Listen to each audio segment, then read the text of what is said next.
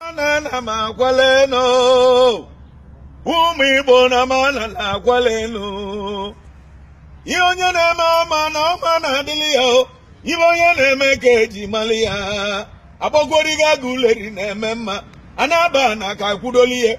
ekwuru narọ na asatọ ka agbagworike ya chi Anambra maka na agbagworike na-eme mma agbagworike na-alụ ọlụ agbagworike na-akwụ ụgwọ ọnwa na-anya ka unu ba na Naịjirịa na-adị mma wana Naịjirịa na-agbaghalaghala maka na ego kọrọ akọ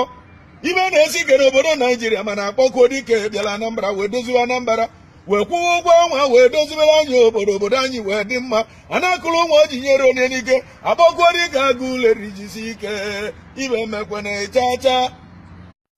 nwaanyị na-ejozi ije anyasị maka na akpọkọdike wetelu sekuriti na Anambra ezigbo nchekwa ndụ na akụrụba na akpọkọdike wetalie nwa onye ọbụla na lute ụlọ ndị ntọ adịrọzi na Anambra ndị ori nọrọzi na Anambra nwa onye dobe ibe na ọganatazu welie akpọkọdike agụleri n'anya ikenele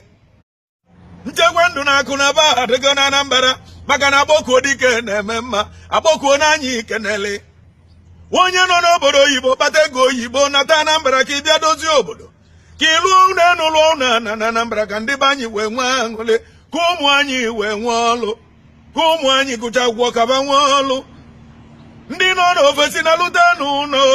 maka na Anambra adịgo mma obodo anyị adịgo mma maka na nkụ dị na mba na-eghelu mba nni agbọkọdike na-akwụ ụgwọ ọnwa agbọkọdike na-eme mma nwa onye ọbụla na-alụtezie ụlọ anyụkọ mamịrị ọnụ ọgba ọfụfụ ka anyị jikọọ obi ọnụ wee dozie obodo anyị